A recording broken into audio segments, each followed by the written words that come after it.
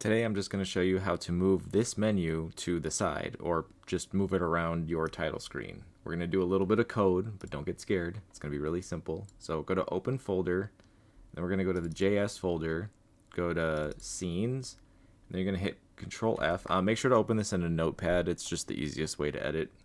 And then you're going to hit Control F, go to Title, and then we're going to hit Enter until we get to here where it says Scene Title, and you're going to scroll down until you see this. This is what we're going for. So I just want to move it to the side, which this is the number that controls that. So instead of 2, let's say 50, and hit Control S to save, or you can file save if you're cool like that, and then you hit play. Bam, there it is. It's moved on to the side.